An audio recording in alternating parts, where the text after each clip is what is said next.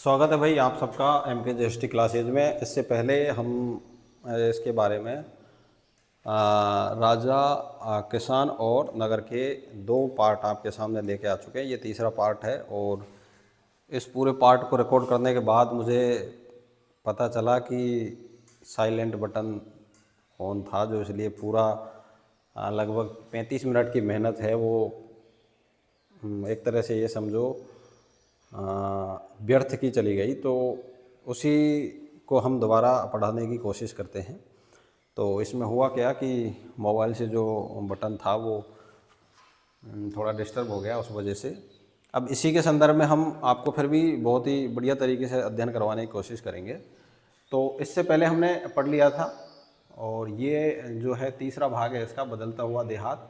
यहाँ गुजरात की सुदर्शन झील के बारे में हम बात करते हैं। तो सुदर्शन झील की जो कहानी है वो कुछ इस प्रकार है, हमने उसके बारे में भी बताया था। तो देखो सुदर्शन झील, सबसे पहले सुदर्शन झील का निर्माण चंद्रगुप्त मौर्य के समय सौराष्ट्र प्रांत के गवर्नर पुष्यगुप्त वैश्य के द्वारा करवाया गया था। अशोक के समय तुषास्प नाम का गवर्नर था, उसने इसकी मरम्मत करवाई थी।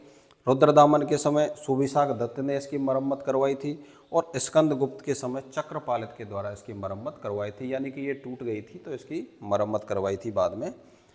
और इसके बाद रुद्रदमन का जो जूनागढ़ अभिलेख है संस्कृत भाषा में है, लिपि जो है उसकी गद्य पद, जिसको चंपू शैली कह सकते हैं, मिश्रित लिपि कह सकते हैं, उसमें इस बात का जिक्र किया गया है। उसमें ये जो झील है सुदर्शन झील, इसके बारे में बताया गया है।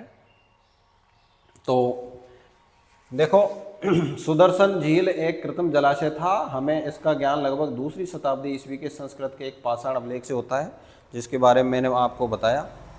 इस अभिलेख को शक शासक रुद्रदमन की उपलब्धियों का उल्लेख करने के लिए बनवाया गया था। यानी कि रुद्रदमन के द्वारा इसको बनवाया गया था।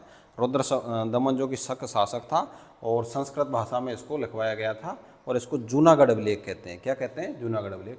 इस अभिलेख में कहा गया है कि जलद्वारों और तटबंधों वाली इस झील का निर्माण मौर्य काल में एक स्थानीय राज्यपाल द्वारा किया गया था, लेकिन एक भीषण तूफान के कारण राज्यपाल, जिसका हमने बताया आपको चंद्रगुप्त मौर्य के समय राज्यपाल था वहाँ का, सौराष्ट्र प्रांत का, और पुष्यगुप्त वैश्य, उसके द्वारा इस झील का निर्माण करवाया गया था। लेकिन भीषण तूफान के कारण इसके तटबंध टूट गए, सारा पानी बह गया। बताया जाता है कि तत्कालीन शासक रुद्रदमन ने इस झील का मरम्मत अपने खर्चे से करवाई थी और इसके लिए अपनी प्रजा से कोई भी कर नहीं लिया था। इसी पाषाण खंड पर एक और अभिलेख है जिसमें कहा गया है कि गुप्त वंश के एक शासक ने एक बार फिर इस झील की मरम्मत करवाई। तो इसमें मरम्मत के बारे में जिक्र किया हुआ है। तो अपने खर्चे पर रुद्रदमन शक शासक, इसके द्वारा, इसके अलावा 3 शासक के समय, अशोक के समय, इसके अलावा रुद्रदामन के समय और स्कंदगुप्त के समय, तीनों के समय जो मैंने आपको बताया, इसमें इसका पुनर्निर्माण किया गया। यहाँ बात करते हैं जनता में राजा की छवि। तो राजाओं के बारे में प्रजा क्या सोचती थी? स्वाभाविक है कि अभिलेखों से सभी जवाब नहीं मिलते हैं। वस्तुतः साधारण जनता द्वारा राजाओं के बारे में अपने विचारों और अनुभव के विवरण कम ही छोड़े गए हैं। फिर भी इतिहासकारों ने इसका निराकरण करने का प्रयास किया है, क्योंकि आम जनता है उसके द्वारा राजाओं के बारे में ज़्यादा नहीं लिखा जा सकता। भाई राजा के बारे में अगर कोई लिखेगा तो राजा की प्रशंसा लिखेगा, बस, इसके अलावा और कुछ लिख नहीं सकता। उदाहरण के तौर पर जातक, जो कि 550 या 49 जातक कथाएं हैं, और पंचतंत्र, जो कि विष्णु शर्मा का है, जैसे ग्रंथों में वर्णित कथाओं की समीक्षा करके इतिहासकारों ने पता लगाया है कि इनमें से अनेक कथाओं के स्रोत मौखिक किस्से कहानियां हैं, जिन्हें बाद में लिपिबद्ध किया गया होगा। जातक कथाएं पहली सहस्राब्दी ईस्वी के मध्य पाली भाषा में, यानी 1000 ईस्वी के मध्य पाली भाषा में ये जातक कथाएं लिखी गई हैं। और जातक कथाओं में क्या है? बुद्ध के पूर्व जन्म की कहानियां हैं। इसके अलावा विष्णु शर्मा की ये पंचतंत्र है, तो भी विष्णु शर्मा की पंचतंत्र में भी नैतिक कहानियां हैं, जो पहले बाद में क्या है, मौखिक रूप से कही गई और बाद में इनको लिपिबद्ध किया गया होगा। अब एक जातक के बारे में भी यहाँ बताया गया है। भाई जातक का नाम क्या है? गंधतिंदु जातक नामक एक कहानी में बताया गया है कि एक कुटिल राजा की प्रजा किस प्रकार से दुखी रहती है। इन लोगों में वृद्ध, महिलाएं, पुरुष, किसान, पशुपालक, ग्रामीण, बालक और यहाँ तक कि जानवर भी शामिल है। जब राजा अपनी पहचान बदलकर प्रजा के बीच में यह पता लगाने गया कि लोग उसके बारे में क्या सोचते हैं, तो एक एक कर सबने अपने दुखों के लिए राजा को भला बुरा कहा। यह गंधतिंदु जातक की कथा है भाई, किसकी कथा है ये? गंध तिंदु जातक में कहा गया है कि जब राजा को ये बताया गया, एक बोधिसत्व थे, बोधिसत्व यानी भगवान बुद्ध के पूर्व अवतार जो होते हैं, तो बोधिसत्व के पास एक विशेष शक्ति होती है, वो किसी को दिखाई नहीं देते। तो उन्होंने राजा से जाके बोला, तो राजा ने कहा कि भाई मैं कैसे मानूं? तो उसने कहा कि आप अपना जो भेष है उसको बदल के चलिए, अपने रूप को बदल के चलिए, जनता के बीच में चलिए, फिर देखिए कि लोग आपके बारे में क्या सोचते हैं। तो लोगों ने उनकी बुराई की, और जब वो पहचान बदलकर प्रजा के बीच में गया तो लोगों ने उनसे कहा, भला बुरा कहा उनके बारे में कि भाई राजा ऐसा है, दिन में राजा के जो कर्मचारी आते हैं वो हमसे कर लेते हैं, और इसलिए लोग दिन में जंगलों में भाग जाते हैं, फिर रात में जो है डकैत आते हैं वहाँ पर लूटने के लिए। इस प्रकार से उसने जो वर्णन किया उसमें बताया गया है कि भाई पूरा जो शासन प्रशासन आपका है बिल्कुल सही नहीं है, जनता बहुत दुखी है, हर कोई त्रस्त है, हर कोई आदमी जो है वो आपके शासन से खुश नहीं है। तो इसलिए बताया कि ऐसा करके वो सारे जंगलों में बस गए थे। और इस समय जो लोग शासक थे आमतौर पर क्या करते थे, इसमें बताया गया भी शासक जो है आमतौर पर लोगों को त्रस्त करते रहते थे, परेशान करते रहते थे, इसके लिए कर लेते थे, विभिन्न प्रकार के कर लेते थे जनता पर, लेकिन जनता को कर देना ही पड़ता था, इसके अलावा और कोई विकल्प नहीं था उनके पास। तो जैसा कि इस कथा से पता चलता है कि राजा प्रजा विशेषकर ग्रामीण प्रजा के संबंध तनावपूर्ण रहते थे, क्योंकि शासक अपने राजकोष को भरने के लिए बड़े बड़े कर की मांग करते थे, जिससे किसान खास तौर पर त्रस्त रहते थे। इस जातक कथा से पता चलता है कि इस संकट से बचने का उपाय जंगल की ओर भाग जाना होता था। इसी बीच करों की बढ़ती मांग को पूरा करने के लिए किसानों ने उपज बढ़ाने के और उपाय ढूंढने शुरू किए। भाई एक उपाय तो ये है कि उससे बचने के लिए भाग जाओ, जंगल में चले जाओ, लेकिन वो एक स्थायी उपाय नहीं है। उसकी वजह ये है कि आप स्थायी रूप से जो खेती करते हैं उसमें वृद्धि के लिए प्रयास कीजिए कि उसकी उपज में वृद्धि हो। उपज बढ़ाने के तरीके, इससे पहले देखो धान के बारे में बात करते हैं। धान की रोपाई उन क्षेत्रों में की जाती है जहाँ पानी बहुतायत मात्रा में होता है। इसमें पहले धान के बीज अंकुरित करके पानी से भरे खेतों में पौधों की रोपाई की जाती है, क्योंकि ज़्यादा मात्रा में पौध बच जाती है, अतः इससे धान की उपज बढ़ जाती है। धान के बारे में अगर बात की जाए तो भाई पानी वाले क्षेत्रों में धान होता है, ये हम जानते हैं, आप भी जानते हो, पानी ज़रूरी होता है और धान के क्षेत्रों में, क्योंकि आर्द्र जलवायु ज़रूरत होती है और फिर पानी हमेशा उसके लिए होना चाहिए। तो वहाँ पर धान की पौध की रोपाई करते हैं तो ज़्यादा पौध बच जाती है, जो वहाँ क्या है ज़्यादा उत्पादन हो जाता है। उपज बढ़ाने के तरीके क्या है भाई? देखो पहला तो इनको लोहे का हल मिला, तो लोहे के हल से क्या है विभिन्न प्रकार से आसानी हुई, लोहे के बने औजार मिले जिनसे खेती करने में आसानी हुई, हल से जोतने में आसानी हुई, बहुत सारी चीज़ें हैं जिनसे काफ़ी कुछ फ़ायदा मिला, इनमें लोहा भी एक है। हाँ तो भाई उपज बढ़ाने के तरीके के बारे में बात की जाए तो थोड़ा करेक्ट कर दिया गया है, इसको सही कर दिया गया है। सिस्टमेटिक रूप से तकनीकी ज्ञान में हम इतने दक्ष नहीं हैं, लेकिन कोशिश करते हैं जिस तरह से हो जाता है। तो उपज बढ़ाने के तरीके क्या थे? उपज बढ़ाने का एक तरीका हल का प्रचलन था। एक तरीका क्या था उपज बढ़ाने का जो था वो हल का तरीका था, और हल भी उस समय क्या है लोहे का हल, क्योंकि लोहे का जो है आविष्कार हो चुका था उस समय। तो उपज बढ़ाने का एक यही तरीका था लोहे का हल, जो 6वीं शताब्दी ईसा पूर्व से ही गंगा और कावेरी की घाटियों में उर्वर कछारी क्षेत्रों में फैल गया था। जिन क्षेत्रों में भारी वर्षा होती थी वहाँ लोहे के फाल वाले हलों के माध्यम से उर्वर भूमि की जुताई की जाने लगी। इसके अलावा गंगा की घाटी में धान की रोपाई की वजह से उपज में भारी वृद्धि हुई। यानी पहला एक तो था हल की उपलब्धता की वजह से, और हल भी काय का भाई लोहे का, किसका? लोहे का। दूसरी जो फसल में वृद्धि थी धान की फसल, तो धान की फसल होने से हालांकि किसानों को इसके लिए कमर तोड़ मेहनत करनी पड़ती थी। भाई मेहनत तो देखो करनी पड़ेगी, किसी भी चीज़ में देख लो आप, तो मेहनत करनी पड़ती थी तब जाके उनकी उपज में वृद्धि होती थी। यद्यपि लोहे के फाल वाले हल की वजह से फसलों की उपज बढ़ने लगी, लेकिन ऐसे हलों का उपयोग उपमहाद्वीप के कुछ ही हिस्से में सीमित था। पंजाब और राजस्थान जैसी अर्ध शुष्क जमीन वाले क्षेत्रों में लोहे के फाल वाले हल का प्रयोग जो है 20वीं सदी में शुरू हुआ था, यानी कि भाई बाद में शुरू हुआ था 1900 से और 2000 के बीच में। जो किसान उपमहाद्वीप के पूर्वोत्तर और मध्य पर्वतीय क्षेत्रों में रहते थे उन्होंने खेती के लिए कुदाल का उपयोग किया। किसका भाई? कुदाल का, या कुदाली जिसको बोलते हैं हम आजकल। उसका उपयोग किया जो ऐसे इलाकों के लिए कहीं अधिक उपयोगी था। ऐसे पथरीले इलाके या फिर पहाड़ी इलाके जहाँ पर नॉर्मल जो हथियार हैं आपके खेती के वो काम नहीं कर सकते, तो वहाँ पर कोदाली काम करती है। उपज बढ़ाने का एक और तरीका कुओं, तालाबों और कहीं कहीं नहरों के माध्यम से सिंचाई करना भी था। यानी कि उपज बढ़ाने के जो तरीके थे जिनके बारे में हमने देखा, पहला हल की उपलब्धता, दूसरा धान की फसल, और तीसरा जो है इसमें हम मान सकते हैं तालाब, कुएं इत्यादि। पहला क्या था? हल, यानी लोहे के हल की उपलब्धता, और दूसरा था धान की फसल। धान की फसल से भी उपज में वृद्धि हुई। और तीसरा बिंदु अगर हम इसमें देखते हैं तो कुएं, तालाब, नहरें, कुएं, जलाशय यानी सिंचाई के साधन, नहरें आदि, इनसे भी वृद्धि हुई। और ये जो कोदाली वगैरह है आदि, ये लोहे में ही आ जाती है, लोहे के हथियार हो गए ये। उपज बढ़ाने का एक और तरीका कुओं, तालाबों और कहीं कहीं नहरों के माध्यम से सिंचाई करना था। व्यक्तिगत लोगों और कृषक समुदायों ने मिलकर सिंचाई के साधन निर्मित किए। व्यक्तिगत तौर पर तालाबों, कुओं और नहरों जैसे सिंचाई साधन निर्मित करने वाले लोग प्राय राजा या प्रभावशाली लोग थे, जिन्होंने अपने इन कामों का उल्लेख भी किया है। जैसे अगर कोई करवाता था, जैसे अभिलेखों में इनका उल्लेख किया है, किसी ने कुआं बनवाया, किसी ने नहर बनवाया, किसी ने और कुछ बनवाया, तो जो बनवाते थे उसका अभिलेखों में उल्लेख करवाते थे कि भाई हमने जनता के लिए ये किया, हमने जनता के लिए ये किया। आजकल भी तो आप देखते हो, जो कोई भी कुछ करता है तो क्रेडिट लेने की कोशिश करता है, श्रेय लेने की कोशिश करता है। तो भामाशाह देख लो आप, भामाशाह आजकल के, जैसे भामाशाह भी यह है अच्छी पहल है। उससे क्या है कि जिन लोगों को फ़ायदे या ज़रूरतमंद जो व्यक्ति होते हैं उनको मदद मिल जाती है, ज़रूरतमंद संस्थाएं होती है उनको मदद मिल जाती है, तो ज़रूरी है होना। अब उनको थोड़ा उनके नाम से परिचित करवाना ठीक रहता है, अगर वो चाहें तो उनके नाम से भी उनको परिचित करवा दिया जाता है।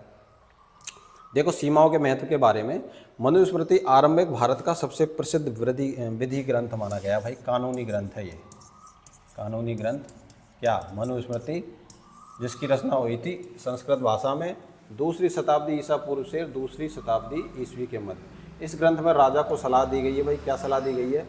राजा को सलाह दी गई है कि चूंकि सीमाओं की अनभिज्ञता के कारण विश्व में बार बार विवाद पैदा होते हैं, इसलिए उसे सीमाओं की पहचान के लिए गुप्त निशान जमीन में गाड़ कर रखने चाहिए, जैसे कि पत्थर, हड्डियाँ, गाय के बाल, भूसी, राख, खपटे, गाय के सूखे गोबर, ईंटें, कोयला, कंकड़ और रेत। क्योंकि ये चीज़ें नष्ट नहीं होती है ना जल्दी से, तो इनको ज़मीन में गाड़ कर रखना चाहिए। इसी प्रकार के तत्व भूमि में छुपा कर गाड़ कर रखने चाहिए जो समय के साथ नष्ट न हो। यानी मनुस्मृति में कहा गया है कि भाई अक्सर क्या होता है, लड़ाई होती रहती है राजाओं में आपस में, भूमि को लेकर और सीमाओं को लेकर विवाद होता रहता है। तो उसके लिए क्या करना चाहिए, राजाओं को जो है भूमि में कुछ गाड़ कर रखना चाहिए, ऐसी चीज़ें गाड़ कर रख देनी चाहिए जो वक्त आने पर देखी जा सके। ग्रामीण समाज में विभिन्नताएं, यद्यपि खेती की इन नई तकनीकों से उपज तो बढ़ी, लेकिन इसके लाभ समान नहीं थे। इस बात के प्रमाण मिलते हैं कि खेती से जुड़े लोगों में उत्तरोत्तर भेद बढ़ता जा रहा था। कहानियों में, विशेषकर बौद्ध कथाओं में, भूमिहीन खेतिहर श्रमिकों और छोटे किसानों, बड़े बड़े जमींदारों का उल्लेख मिलता है। यानी कि असमानता तो थी भाई, जिस व्यक्ति के पास कम भूमि होगी या सुविधाएं कम होगी तो उसकी उपज जो है वो कम होगी, और जिस व्यक्ति के पास सुविधाएं ज़्यादा होंगी तो स्वाभाविक सी बात है उसकी उपज भी ज़्यादा हमें देखने को मिलेगी। तो अक्सर क्या है कि असमानता देखने को मिलती है, और कई बौद्ध ग्रंथों में भी इस बात का जिक्र है। पाली भाषा में गृहपति का प्रयोग देखो छोटे किसानों और जमींदारों के लिए किया जाता था। बड़े बड़े जमींदार और ग्राम प्रधान शक्तिशाली माने जाते थे, जो प्राय किसानों पर नियंत्रण रखते थे। ग्राम प्रधान का पद प्राय वंशानुगत होता था। भाई एक प्रकार से कोई ग्राम प्रधान अब है तो उसका पुत्र ग्राम प्रधान रहेगा, उसके बाद फिर उसका पुत्र ग्राम प्रधान रहेगा, इस तरह से वंशानुगत उसका पद होता था। आरंभिक तमिल संगम साहित्य में भी गांवों में रहने वाले विभिन्न वर्गों के लोगों का उल्लेख है, जैसे कि बेल्लालर या बड़े जमींदार। जो बड़े जमींदार होते थे उनको क्या कहा जाता था भाई? बेल्लालर। हलवाई को क्या कहा जाता था? उलवर। दास को अणिमई। यानी कि ये चीज़, यह संभव है कि वर्गों की यह विभिन्नता भूमि के स्वामित्व, श्रम और नई प्रौद्योगिकी के उपयोग पर आधारित हो। ऐसी परिस्थिति में भूमि का स्वामित्व महत्वपूर्ण हो गया, जिसकी चर्चा प्राय विधि ग्रंथों में भी की गई। क्योंकि भूमि का होना ये साबित करता था कि आदमी धनवान है, यानी व्यक्ति धन संपन्न है या फिर उसकी अच्छी स्थिति है, क्योंकि जिसके पास ज़्यादा भूमि होगी तो उसके पास आय भी ज़्यादा होगी, आय ज़्यादा होगी तो प्रतिष्ठित व्यक्ति होगा। तो इस प्रकार से इसमें बताया गया है। बड़े किसानों को, जमींदारों को बेल्लालर कहा जाता था, याद रखना है। हलवाही को उलवर कहा जाता था और अणमई क्या होते थे, दास, ये आपको याद रखना है। गृहपति देखो, जिसके बारे में हमने अभी पढ़ा, गृहपति क्या होता था, घर का मुखिया होता था, घर का मुखिया होता था और घर में रहने वाली महिलाओं, बच्चों, नौकरों, दासों पर उसका नियंत्रण रखता था। घर से जुड़े भूमि, जानवर, अन्य सभी वस्तुओं का वह मालिक होता था। कभी कभी इस शब्द का प्रयोग नगरों में रहने वाले संभ्रांत व्यक्ति और व्यापारियों के लिए भी होता था, यानी नगरों में रहने वाले जो अधिक संभ्रांत व्यक्ति थे, व्यापारी थे, उनके लिए भी कभी कभी गृहपति शब्द का प्रयोग किया जाता था। भूमिदान और नए संभ्रांत ग्रामीण। ईस्वी की आरंभिक शताब्दियों से ही भूमिदान के प्रमाण हमें मिलते हैं। इनमें से कई का उल्लेख अभिलेखों में मिलता है। इनमें से कुछ अभिलेख पत्थरों पर लिखे गए थे, लेकिन अधिकांश ताम्र पत्रों पर लिखे, यानी पत्थरों पर भी अभिलेख लिखवाए जाते थे, ताम्र पत्रों पर भी अभिलेख लिखवाए जाते थे। इसके अलावा दीवारों पर भी अभिलेख लिखवाए जाते थे, कठोर सतह पर जिसमें दीवार आती है। इसके अलावा गुफाओं पर भी, यानी कि अभिलेख जो है वो बहुत लिखवाए जाते थे। तो उदाहरण मिलते हैं हमें इनके। तो इन पर जो अभिलेख खुदे होते थे, जिन्हें संभवतः उन लोगों को प्रमाण रूप में दिया जाता था जो भूमि दान लेते थे।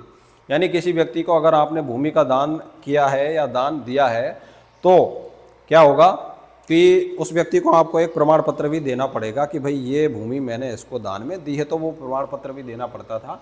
भूमि दान के जो प्रमाण मिले हैं वे साधारण तौर पर धार्मिक संस्थाओं या ब्राह्मणों को दिए गए हैं, यानी अधिकतम दान जो किसको दिए गए थे, दिए जाते थे, या तो धार्मिक संस्थाओं को दिए जाते थे या फिर ब्राह्मणों को दिए जाते थे। किनको? ब्राह्मणों को दिए। अधिकांश अभिलेख संस्कृत में थे, विशेषकर 7वीं शताब्दी के बाद के अभिलेखों के कुछ अंश संस्कृत में है और कुछ तमिल और तेलुगु जैसी स्थानीय भाषाओं में भी है। संस्कृत, तमिल और तेलुगु। आइए ऐसे अभिलेख पर ध्यान से विचार करें। एक अभिलेख है जो दान से संबंधित है, भाई इस पर विचार करते हैं। देखो किसका अभिलेख है। प्रभावती गुप्त आरंभिक भारत के एक सबसे महत्वपूर्ण शासक चंद्रगुप्त द्वितीय की पुत्री थी। भाई ये किसकी थी? चंद्रगुप्त द्वितीय, और ये गुप्त शासक था और इसकी पुत्री थी कौन? प्रभावती गुप्त। प्रभावती गुप्त और चंद्रगुप्त द्वितीय, इसकी पत्नी भी थी जिसका नाम था कुबेर नागा, यानी कि इन दोनों की पुत्री थी ये, कुबेर नागा और चंद्रगुप्त द्वितीय की। और इसकी शादी हुई थी भाई रुद्रसेन द्वितीय से। किससे हुई थी? रुद्रसेन द्वितीय से। कौन से वंश का था वो? वाकाटक वंश का। कौन से वंश का था? वाकाटक वंश का था। तो कुछ समय बाद ही इसकी मृत्यु हो गई थी। तो जब इसकी मृत्यु हो गई तो उसके बाद शासन जो है किसने संभाला था? प्रभावती गुप्त ने शासन संभाला था। तो उसके बारे में बताया गया है कि प्रभावती गुप्त ने जब शासन संभाला तो किस प्रकार से जो गांव है उसको उसने दान में दिया था। तो दक्कन पठार के बारे में इसमें हम बात करते हैं। देखो दक्कन पठार, तो इसके बारे में बताया गया। प्रभावती गुप्त आरंभिक भारत के एक सबसे महत्वपूर्ण शासक चंद्रगुप्त द्वितीय, जिसकी शासनकाल माना जाता है 375 से 415 ईसा पूर्व, इसकी पुत्री थी। उसका विवाह दक्कन पठार के वाकाटक परिवार में हुआ। कौन से वंश में हुआ भाई? वाकाटक वंश में, जो एक महत्वपूर्ण शासक वंश था। संस्कृत धर्मशास्त्रों के अनुसार महिलाओं को भूमि जैसी संपत्ति पर स्वतंत्र अधिकार नहीं दिया जाता था। यानी पहले अगर वैदिक काल में देखें तो महिलाओं को उतने अधिकार नहीं थे। और इसमें एक ये भी था कि भाई महिलाओं को भूमि पर अधिकार नहीं दिया जाता था। लेकिन एक अभिलेख से पता चलता है कि प्रभावती गुप्त भूमि की स्वामी थी और उसने दान भी किया था। इसका एक कारण यह हो सकता है क्योंकि वह एक रानी थी और इसलिए उनका यह उदाहरण एक बिरला ही रहा हो। यह भी संभव है कि धर्मशास्त्रों को हर स्थान पर समान रूप से लागू नहीं किया जाता। यह भी हो सकता है भाई धर्मशास्त्र के जो कानून है उनको सभी जगह समान रूप से लागू नहीं किया जाता हो। दूसरा कारण ये हो सकता है कि भाई वो रानी थी तो रानी के पास सारी अधिकार होते हैं, तो इसलिए उसने उसको दान में दिया हो। अभिलेख से हमें ग्रामीण प्रजा का भी पता चलता है। इनमें ब्राह्मण, किसान तथा अन्य प्रकार के वर्ग शामिल थे जो शासकों या उनके प्रतिनिधियों को कई प्रकार की वस्तुएं प्रदान करते थे। अभिलेख के अनुसार इन लोगों को गांव के नए प्रधान की आज्ञाओं को पालन करना पड़ता था और संभवतः अपने भुगतान उसे ही देने पड़ते थे। यानी जिस व्यक्ति को नया प्रधान बनाते थे ना, तो सारा कुछ फिर उसी के हवाले होता था। जो भी कर पहले कोई दूसरा प्रधान लेता था, अब नए को देना पड़ेगा, बस सीधी सी बात है, इसमें ज़्यादा कुछ है नहीं। इस प्रकार भूमिदान अभिलेख देश के कई हिस्सों में प्राप्त हुए हैं। क्षेत्रों में दान में दी गई भूमि की माप में अंतर है। माप में अंतर होता है, स्वाभाविक है। कहीं जैसे कि 1 बीघा देख लीजिए आप, तो 1 बीघा हम जैसे राजस्थान में अलग बीघा होता है, मध्य प्रदेश में अलग बीघा होता है, या फिर उत्तर प्रदेश में बीघे की माप जो अलग होती है, सब जगह लगभग अलग है। तो ये माप जरूर फर्क पड़ता है इसमें। कहीं कहीं छोटे टुकड़े तो कहीं कहीं बड़े क्षेत्र दान में दिए गए, यानी कहीं छोटे और कहीं बड़े टुकड़े जो दान में दिए गए।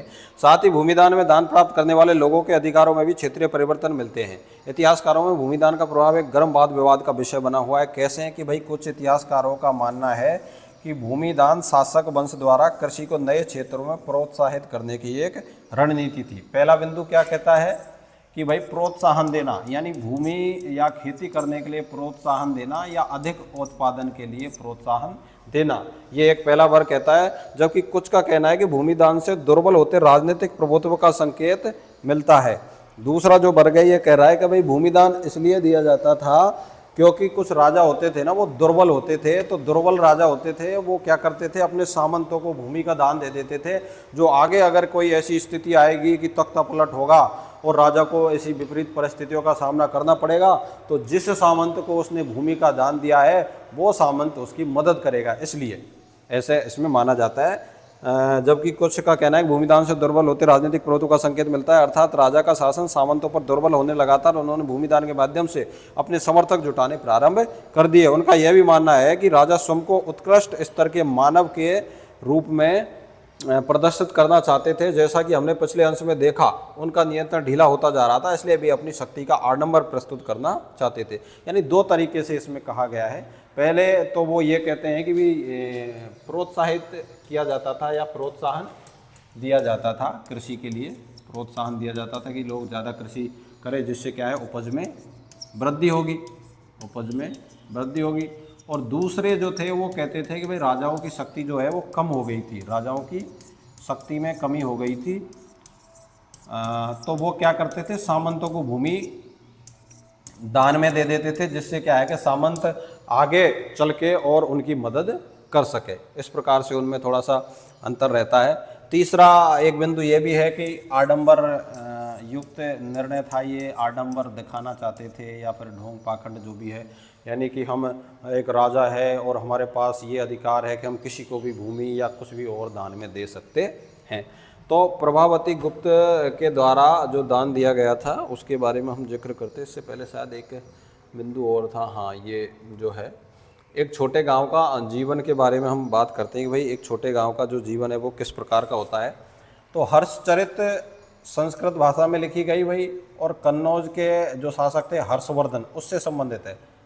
हर्षचरित किसकी है भाई, हर्षवर्धन से संबंधित है। और बाणभट्ट के द्वारा इसको लिखा गया। किसके द्वारा लिखा गया, बाणभट्ट के द्वारा, लगभग 7वीं शताब्दी में। और हर्षवर्धन के ये राजकवि थे। यह उस ग्रंथ का एक अंश है। इसमें विंध्य क्षेत्र के जंगल के किनारे के एक बस्ती के जीवन काल का एक अति विरल चित्रण किया गया है कि भाई एक छोटे गांव का जीवन किस प्रकार से होता है। तो ये क्या है भाई, हर्षचरित। हर्षचरित किसकी रचना है भाई, बाणभट्ट की। किसकी रचना है, बाणभट्ट की। किससे संबंधित है भाई, हर्षवर्धन से संबंधित है। कौन सी भाषा में है भाई, संस्कृत भाषा में। कौन सी भाषा में है, संस्कृत भाषा में है। तो इसमें क्या लिखा गया है भाई, देखो कि बस्ती के किनारे का अधिकांश क्षेत्र जंगल है, यानी कि एक गांव के बारे में इसमें बात की गई है कि गांव का या एक छोटे गांव का जीवन जो है किस तरह से होता है।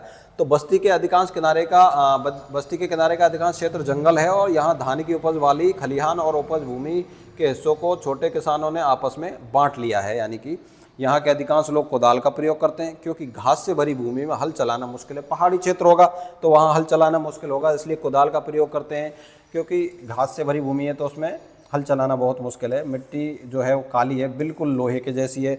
यहाँ लोग पेड़ की छाल के गट्ठर लेकर चलते हैं। फूलों से भरे अनगिनत बोरे लेकर चलते हैं। अलसी और सन भारी मात्रा में शहद, मोरपंख, मोम, लकड़ी और घास के बोझ को लेकर आते जाते रहते हैं। ग्रामीण महिलाएं रास्ते में बसे गांवों में जाकर इनको बेचने का काम करती है। उनके सिरों पर जंगल से एकत्र किए गए फलों की टोकरियाँ थी। यानी कि इस तरह से वो जंगली जो जीवन होता है, जंगल के पास में रहते हैं, छोटा गांव है, तो जंगल से जो भी ऐसे पेड़ हैं, जो भी ऐसे पेड़ पौधे जिनसे कुछ उत्पाद मिलते हों, उनको वो वहाँ से लेकर आते हैं, इकट्ठा करके फिर उनको बेच कर अपना जीवन यापन करते हैं। ये इसमें बताया गया है भाई। प्रभावती गुप्त और दंगुन गांव जिसके बारे में हम पढ़ते हैं। देखो अभी बात कर रहे थे हम कि भाई जो दान में दिया गया था, तो दान में दिया जाता था, लेकिन यहाँ मनुस्मृति मना करती है, या फिर पूर्व जो धर्मशास्त्र ग्रंथ है वो मना करते हैं कि महिलाएं दान देने के अधिकारी नहीं होती थी, महिलाएं दान नहीं दे सकती थी। लेकिन ऐसा माना गया है कि या तो वो नियम जो है वो सभी जगह नहीं लागू होता था, कुछ ही क्षेत्रों में लागू होता होगा, या फिर प्रभावती गुप्त रानी थी इसलिए उसने दान में दिया होगा। कई बिंदु इसके माने जाते हैं। तो दान में दी हुई जो भूमि होती थी, जो ब्राह्मण को दी जाती थी, उसको क्या कहते थे भाई? अग्रहार। ये आरपीएससी फर्स्ट ग्रेड 2026 का क्वेश्चन है, बिल्कुल करंट। अग्रहार बिंदु आया वहाँ। अग्रहार किसे कहते हैं भाई? कर मुक्त भूमि जो दान में दी जाती थी।